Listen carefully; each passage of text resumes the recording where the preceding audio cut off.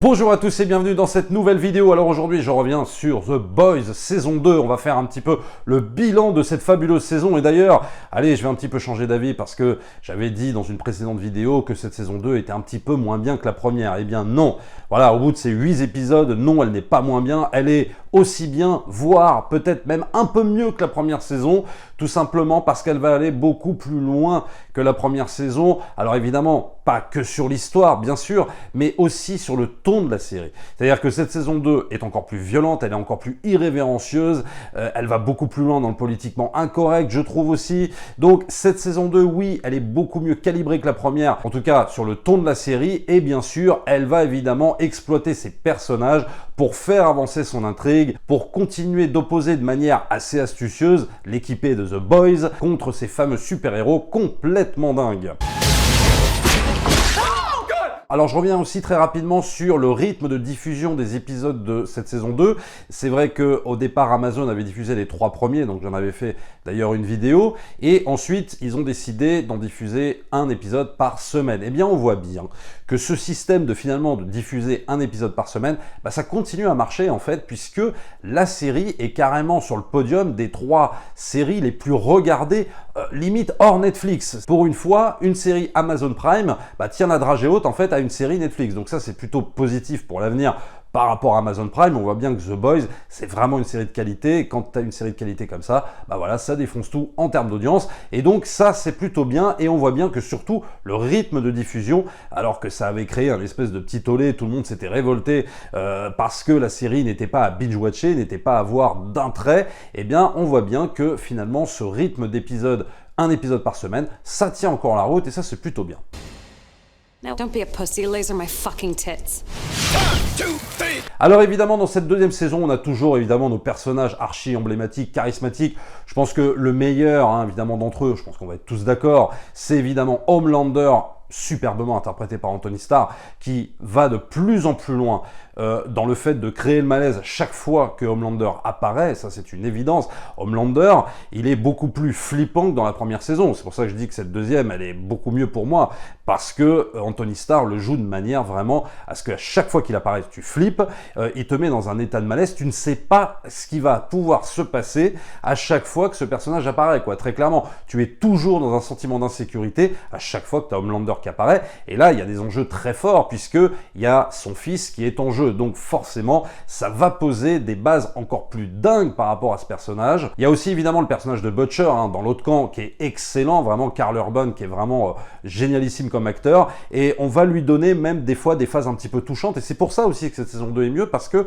on va exploiter encore plus le personnage de Butcher, les relations avec son père, les relations avec sa femme, avec le fils, etc. Ça va être vraiment passionnant, et ça va donner de très très belles scènes avec un Butcher qui se livre un petit peu plus que dans la première saison, qui est toujours aussi badass bien évidemment, mais qui est un petit peu plus touchant par moment quand même. Il y a toujours aussi cette relation Yugi-Stella dont j'avais parlé dans la précédente vidéo. Là je dirais que c'est peut-être un petit peu le point faible de cette saison 2, c'est-à-dire que je trouve que ça part bien.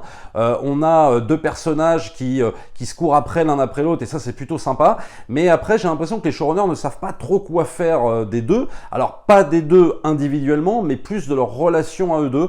Je trouve que ça s'étiole un petit peu dans cette saison 2, ça se remet en route sur la fin de la saison, et ça c'est plutôt bien, mais je trouve que c'est un petit peu le point faible finalement, alors que moi j'en attendais un petit peu plus sur cette relation, soit chaotique, soit idyllique, j'en sais rien. Bon ça c'est voilà, c'est pas très important, ça m'a pas gâché vraiment le plaisir de la saison 2, très clairement. Bon après pour moi un des personnages les plus convaincants de cette saison 2 après Homelander, ou peut-être elle est presque au même niveau qu'Homelander, pour moi c'est le personnage de Stormfront. Stormfront qui apporte énormément à la série, qui lui donne un second souffle, qui la fait vraiment repartir sur de super bases, et Stormfront vraiment c'est le personnage, comme je disais dans la précédente vidéo, c'est le personnage qui a l'air un peu détaché de tout, qui a l'air un peu de revenu de tout, etc., qui prend tout de haut, et en fait on le comprend. Alors attention, je vais spoiler à partir de maintenant.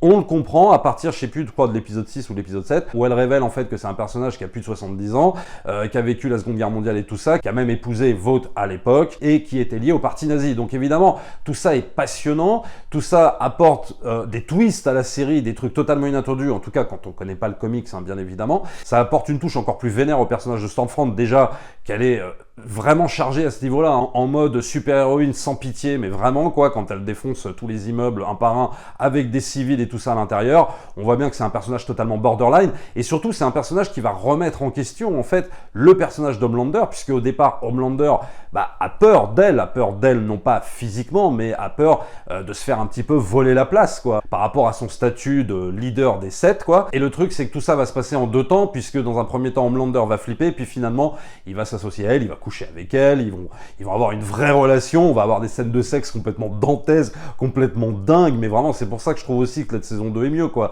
C'est-à-dire que voilà, ils vont exploiter, ils vont pas avoir peur d'y aller, mais vraiment, alors oui, je ne doute pas que dans le comic ça aille beaucoup plus loin, bien sûr, parce que j'ai lu le premier tome et c'est vrai que ça va beaucoup plus loin que la série, mais je trouve qu'en termes de série, il n'y a pas beaucoup de séries qui vont aller là-dedans, en tout cas de nos jours. C'est quand même rare de voir tout ça, d'avoir ce ton-là quand même. On l'avait vu évidemment dans des séries comme Game of Thrones et tout ça, mais là je trouve que vraiment ça va beaucoup plus loin dans le délire trash et tout ça, marrant, en même temps flippant.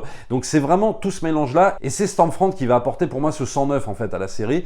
C'est un personnage vraiment que j'ai adoré, mais vraiment jusqu'à la fin quoi. À chaque fois qu'elle apparaissait, je la trouve vraiment géniale. L'actrice qui la campe est absolument fantastique. Donc voilà, mention spéciale au personnage de Stormfront, personnage pour moi le plus intéressant de la série. Et du coup, on apprend beaucoup plus sur Vought, sur le composé V, etc. En fait, on a l'impression dans cette série qu'on a tout appris sur le déroulement en fait de ces modifications de gens par rapport au composé V, et en fait, on en apprend toujours. C'est absolument génial. Voilà. Alors sur les situations, comme je disais, encore plus de violence, encore plus trash, encore plus de sexe, encore plus marrant, encore plus flippant. Donc tout ça, évidemment, ça résume pour moi la saison 2 de The Boys. Et sur ce fameux final, l'épisode 8, bon alors là complètement fou, hein, complètement dingue, je pense notamment à la baston de la fin entre Stormfront et les Boys. Bon voilà, bataille absolument géniale, parce que tu te demandes, à partir du moment où ils ont dévoilé les photos d'elle avec Vought, avec le drapeau nazi juste derrière, tu te demandes comment elle va réagir, et elle réagit de façon, mais voilà, complètement dingue. En mode Stormfront, hein, on va le dire clairement. Et puis surtout, on va constater que dans ce final, dans cet épisode 8, en fait, on a eu affaire à une saison très bien écrite, parce que mine de rien, il y a beaucoup de gens qui ont dit « Ouais, il se passe pas grand-chose, c'est un peu chiant, etc. » Alors moi, j'ai jamais trouvé...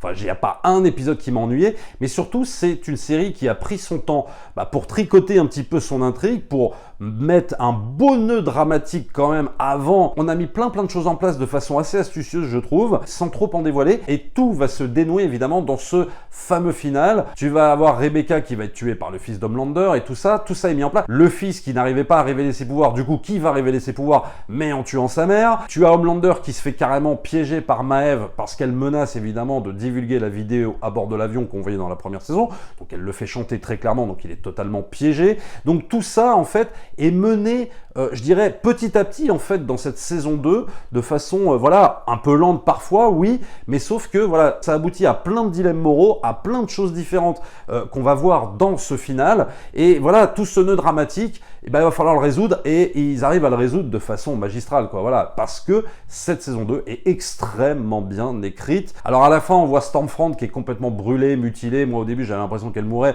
mais en fait, je pense qu'il va y avoir une histoire de régénération, qui vont garder son corps. Donc normalement, saison 3 oblige, bien sûr, on devrait la revoir dans la 3e saison. Tant mieux, parce que moi vraiment, j'ai vraiment envie de revoir ce personnage, je le trouve vraiment surexcitant. Et on va avoir ce fameux personnage de Victoria Newman, qui est donc une députée qui s'oppose en fait à Vought pendant toute la saison 2, et qui se révèle, twist final, qui se révèle en fait être un super vilain, super héros, on l'appellera comme on voudra, et qui en fait responsable, c'était la fameuse super terroriste qui fait exploser les têtes lors du procès de Vought et tout ça. Donc en fait, on se demande si c'est pas finalement un agent double, qui serait chargé peut-être de surveiller dans la saison 3 les fameux super, dont Homelander, dont Stormfront et tout ça, qui font beaucoup de conneries, et qui serait peut-être chargé finalement de les encadrer, de les surveiller, puisqu'on parle de ça en fin de saison 3. Là pour l'instant on n'en sait pas plus. On sait que le pauvre Yugi, lui, il a envie de prendre un petit peu son envol, il va aller travailler pour cette fameuse Victoria Newman. Donc, et à côté de ça, en parallèle, tu as les Boys qui semblent reprendre une vie normale, et on verra ce que les showrunners en feront dans cette fameuse saison 3.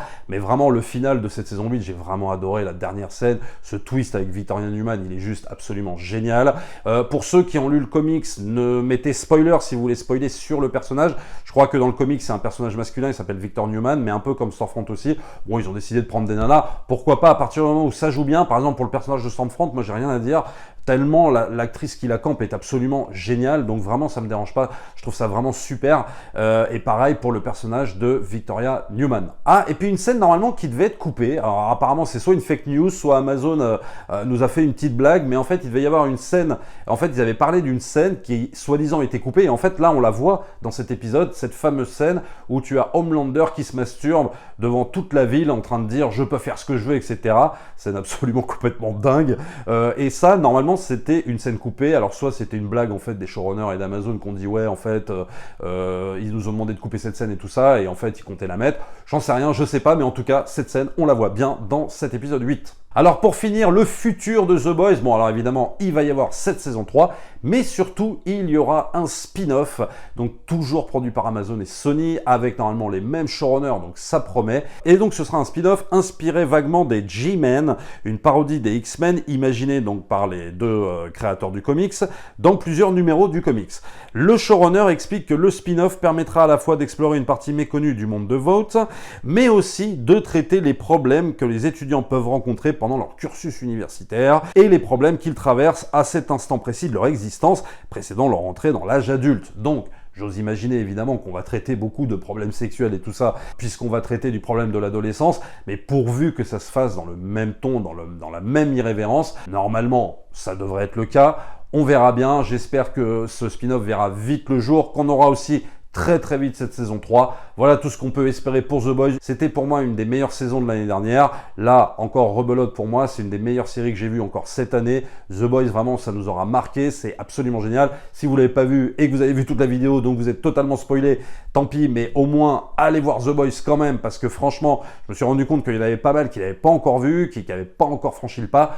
Honnêtement, allez-y, faites-moi confiance, c'est absolument dingue. Si vous voulez une série violente, trash, une série méta sur l'univers des super-héros, foncez sur The Boys. C'est vraiment pour moi une des meilleures séries depuis très longtemps. Abonnez-vous à la chaîne, likez, partagez bien sûr comme d'habitude, et nous on se retrouve très vite pour une prochaine vidéo. Ciao!